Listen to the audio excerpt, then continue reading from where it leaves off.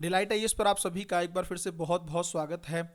तो टॉपिक आप लोग देख रहे हैं, है ना, यूपीएससी एस्पिरेंट का बहुत बड़ा दुख है। और इसके साथ ही वो बच्चे जो कंपटीशन एग्जाम की तैयारी कर रहे हैं, उनका भी यह बहुत बड़ा दुख रहता है हमेशा से कि टाइम को किस तरीके से मैनेज किया जाए कि जल्दी से जल्दी हम अपने मुकाम को हासिल कर लें।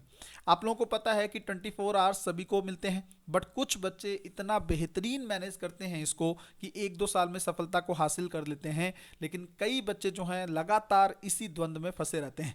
तो हम लोग बहुत गहराई में इस पर बात करेंगे। इसके साथ ही हम लोग इससे जुड़े जितने भी सवाल हैं कि दिन में कितने घंटे पढ़ना चाहिए, कितना रेस्ट करना चाहिए, ये सारे सवाल जो है हम लोग इनका आंसर जानने का प्रयास करेंगे। सबसे पहले देखते हैं, देखो मैंने इसी टॉपिक को क्यों चुना है, क्योंकि मुझे ये लगता है कि जब से हमने पढ़ाना शुरू किया है सबसे ज़्यादा पूछा जाने वाला ये सवाल है ना। कहीं पे भी क्लास कर रहे हो, बच्चा एक ही सवाल सबसे पहले सामने रखता है कि सर टाइम मैनेज नहीं कर पा रहे हैं, किस तरह से टाइम को मैनेज करना चाहिए, है ना। समझ में नहीं आता है, सर कितना रेस्ट करना चाहिए, कितना सोना चाहिए।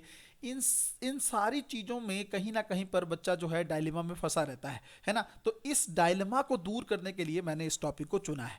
उसके अलावा अब देखो भाई, सबसे पहले तो आप एक चीज़ देखो, कितने घंटे दिन में पढ़ना चाहिए, है ना। देखो मैं जल्दी से बता देता हूँ, सभी एग्जाम के लिए बता देता हूँ। देखो यूपीएससी के लिए आपको कम से कम, अगर मेरा मानना है, अगर आप हिंदी माध्यम से हो तो आपको कम से कम 10 से 12 घंटे का ड्यूरेशन तो रखना ही होगा, है ना।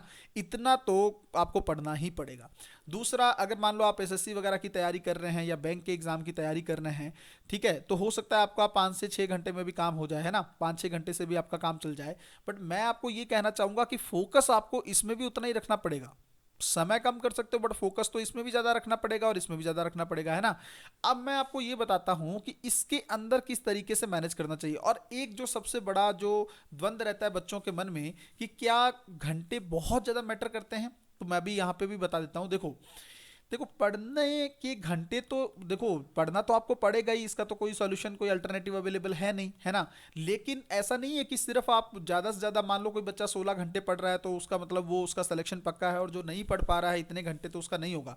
इसका मतलब ये नहीं है। इसका सबसे बड़ा कारण ये है कि इसके अंदर आपका आउटपुट भी होना चाहिए, है ना। इसके अंदर आपका एकदम फोकस के साथ आपका आउटकम निकलना चाहिए, तब चाहे आप 10 घंटे भी पढ़ रहे हैं तब भी कोई प्रॉब्लम नहीं है। अब इन घंटों के तहत आपका टाइम किस तरह से मैनेज होना चाहिए, इसको हम लोगों को देखना चाहिए। देखो सबसे पहले तो आप एक एक रूपरेखा डिसाइड करो कि आपको दिन में कितने घंटे पढ़ना है। और एक चीज़ जो सबसे ज़्यादा बच्चों को परेशान करती है कि मान लीजिए आप कहीं पे कोचिंग कर रहे हैं, है ना, 3 से 4 घंटे की आपकी क्लास है, मान लो, है ना, हम एवरेज लेके चलते हैं, मान लीजिए आपकी 3 घंटे की क्लास है कहीं पे।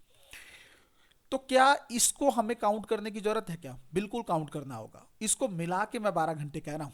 अगर आप ये सोच रहे हो कि ये अलग है ये अलग है, ये सबसे बड़ी गलती है। ये 3 घंटे भी तो पढ़ाई होती है, इन 3 घंटे में भी तो दिमाग लगता है, इन 3 घंटे में भी तो आपका दिमाग खर्च होता है, एफर्ट होता है, आपका बॉडी इन्वॉल्वमेंट रहता है। तो कहीं ना कहीं पे इसको इसके अंदर इंक्लूड करना है, सबसे पहली बात तो ये। दूसरा, अब जैसे मान लीजिए दोनों तरीके से देख लेते हैं। एक वो बच्चा है जिसकी 3 घंटे की क्लास है ना, 3 घंटे की क्लास है तो उसके पास कितना समय बचा, बाकी 9 घंटे बचे, है ना। 9 घंटे आपको अब यूटिलाइज करने हैं। किस तरीके से करोगे आप? सबसे पहले देखो, सबसे पहले तो आपको एक चीज सोचनी है कि आपको 2 सब्जेक्ट पैरेलल लेकर चलने हैं, ठीक है। एक सब्जेक्ट नंबर 1 है, दूसरा सब्जेक्ट नंबर 2 है। इनको टाइम देना है। कैसे टाइम दोगे? जैसे मान लो 2 घंटे आपने इसको दिए, ठीक है, 2 आवर्स आपने इसने दिए, 2 घंटे आपको आपने इसको दिए, है ना। तो 2 सब्जेक्ट आपके पैरेलल चलने चाहिए। दूसरा, अब इसके अंदर कितने घंटे बच गए आपके? लगभग 5 घंटे बचे हैं। तो इन 5 घंटों को किस तरह से मैनेज करना है? 1 घंटा आप इसमें से कम आप रखेंगे अपने रिवीजन के पॉइंट ऑफ व्यू से, है ना। 1 घंटा जो है आप अपने रिवीजन के पॉइंट ऑफ व्यू से रखेंगे, 1 घंटा जो है इसमें आप सीसेट के लिए रखेंगे, है ना। अगर कोई बच्चा मान लो ऑप्शनल भी विद प्रिपेयर कर रहा है साथ में, तो आपको कम से कम इसमें से 2 आवर्स जो है वो ऑप्शनल को भी देने चाहिए, है ना। अब 1 घंटा जो आपका बचा है उसके अंदर आप कर सकते हो कि जैसे मान लीजिए जैसे कुछ मैपिंग वगैरह करना है, कुछ अलग से रिपोर्ट्स के नोट्स वगैरह आप बना रहे हैं, ये सब चीज़ें आप पैरेलल कर सकते हो। इस तरीके से आपको कहीं ना कहीं पे 9 घंटों को डिवाइड करना होगा। सबसे पहली चीज़ तो ये।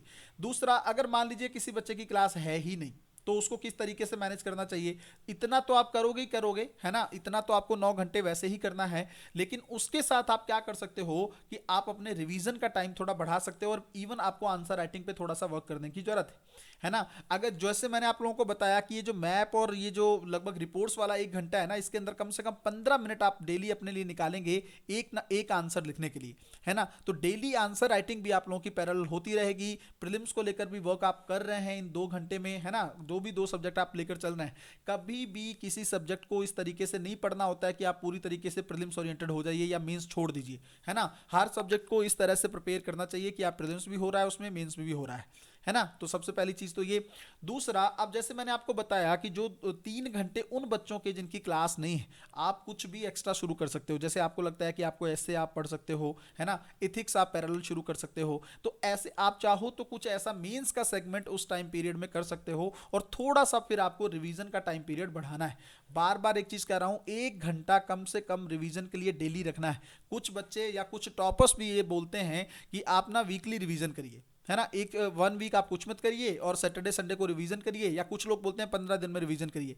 ये मुझे सही स्ट्रेटेजी नहीं लगती है, ये ठीक नहीं है। आपको डेली 1 आवर रिवीजन के लिए रखना चाहिए। इससे ना रिवीजन का बल्क नहीं होगा आपके ऊपर, आप इजीली तरीके से चीजों को रिकॉल करते हुए आगे बढ़ते चले जाएंगे, है ना। तो टोटल कितने घंटे पढ़ने की जरूरत है? 12 घंटे। अब आप कैसे भी कर सकते हो, इसमें 2 तरह के बच्चे पूरे 12 घंटे जो पढ़ना चाहते हैं, और दूसरे जिनकी 3 घंटे क्लास है वो 9 घंटे एक्स्ट्रा पढ़ेंगे, है ना। अब एक चीज और सवाल बच्चों के मन में रहता है कि सर क्या लाइब्रेरी यूज करनी चाहिए या घर पर ही पढ़ना चाहिए? वो भी मैं आपको यहीं पे उसका डाउट क्लियर कर देता हूं। देखो, सबसे इंपॉर्टेंट चीज है कि आपका फोकस कितना है।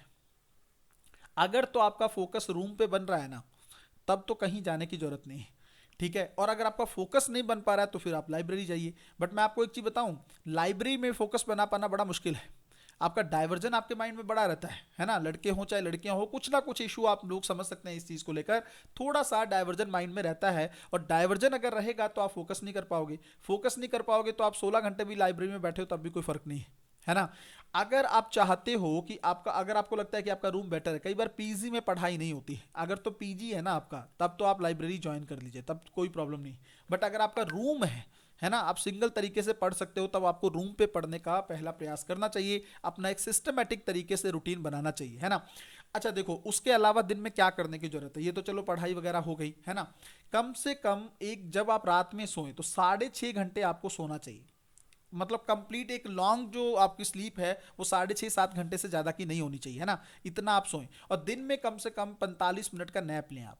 45 मिनट्स का नैप जरूर लें, ताकि माइंड को भी रेस्ट करना देना जरूरी है। आप सोच के देखिए ना, मशीन नहीं है वो, उसको थोड़ा सा रेस्ट चाहिए माइंड को, है ना। तो दिन में थोड़ा सा नैप दें, और ये नैप प्रॉपर नैप होना चाहिए। इसमें ये नहीं होना चाहिए कि आप गाने सुन रहे हैं, आपके माइंड कुछ नहीं करना है। आपको थोड़ा सा अपने माइंड को शांत करके कुछ बिना सोचे आपको रेस्ट करना है ना।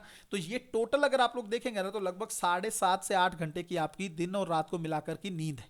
ये भी आपका दुख यहाँ पे दूर हो जाना चाहिए, ठीक है। और रही बात ये है कि इसके अलावा थोड़ा फिजिकल एक्सरसाइज वगैरह, बिल्कुल इस पे भी ध्यान देने की जरूरत है कि आप कम से कम 15 से नहीं तो आधा घंटा, है ना, 30 मिनट के आसपास आप लोग इसमें योगा भी कर लें, थोड़ा एक्सरसाइज भी कर लें। इतना जरूर दें हेल्थ के लिए। मेडिटेशन करना बहुत ज़रूरी है, ताकि आपके अंदर रिटेनिंग पावर आपकी ज़्यादा रहे, है ना। चीज़ों को आप रिटेन कर पाएँ, मेमोरी आपकी थोड़ी स्ट्रांग रहे। वरना ज़्यादा पढ़ने से भी कुछ नहीं होगा अगर आप रिटेन ही नहीं कर पा रहे हो। जल्दी से लास्ट सवाल, क्या नहीं करने की ज़रूरत है? बहुत ज़्यादा हेक्टिक शेड्यूल बनाने की ज़रूरत नहीं है, बीमार हो जाओगे आप। समझेगा मेरी इस चीज़ को। अगर आपने, मैं आपको कह रहा हूँ 12 घंटे अगर नहीं बन पा रहा है ना, 12-10 का ही बना लीजिए, कोई प्रॉब्लम नहीं। विद क्लास आप 10 घंटे का बना लीजिए, तब भी कोई प्रॉब्लम नहीं। बट कहीं ना कहीं पे बहुत ज़्यादा हेक्टिक शेड्यूल मत कर लीजिएगा, क्योंकि आपको लंबी लड़ाई लड़नी है। एक दिन की लड़ाई नहीं है, बहुत लंबी रेस है। तो लंबी रेस में चलने के लिए आपको हेल्दी रहना बहुत जरूरी है। वो तभी हेल्दी रह पाओगे जब तक आप थोड़ा सा, आपका माइंड रिलैक्स फॉर्म में आगे बढ़ेगा, है ना। अगर आप थोड़ा सा बर्डन क्रिएट कर लोगे अपने लिए, ज़्यादा हेक्टिक शेड्यूल कर लोगे, बीमार हो जाओगे आप, है ना। कुछ ना कुछ प्रॉब्लम हो जाएगी। और अगर आप थोड़ा सा हेल्थ पे ध्यान नहीं दोगे, जैसे मैं कह रहा हूँ एक्सरसाइज वगैरह नहीं करोगे, तो आपको सर्वाइकल की प्रॉब्लम भी हो सकती है ना। बैठे बैठे आपको भी पता है ना, काफ़ी लॉन्ग सिटिंग होती है आपकी, तो थोड़ा सा फिजिकल एक्सरसाइज करना जरूरी। तो मुझे लगता है मैंने कोशिश की है कि डिटेल में आप लोगों को बता दूं किस तरीके से कितने घंटे दिन में पढ़ना चाहिए। अगर इतना भी कर पा रहे हो ना, तो किसी से कुछ पूछने की जरूरत नहीं है। अपना फोकस करके चीज़ों को अच्छे से करें। मुझे लगता है आप लोगों को जो आपके डाउट्स थे इस चीज़ को लेकर वो क्लियर हो गए होंगे। आप लोग डिलाइट आईएएस का टेलीग्राम चैनल और इवन इंस्टाग्राम पे फॉलो कर सकते हैं, है ना, ताकि वहां पर आप लोगों को पीडीएफ वगैरह, शॉर्ट्स वगैरह, जितनी चीजें हो सकती हैं मोटिवेशनल के स्तर पर, वो भी वहां पर, और अपडेट्स भी मिलते रहें। मिलते हैं अगली वीडियो में, तब तक अपना ध्यान रखें, अपनी पढ़ाई को बहुत अच्छे तरीके से करते रहें। बहुत बहुत धन्यवाद।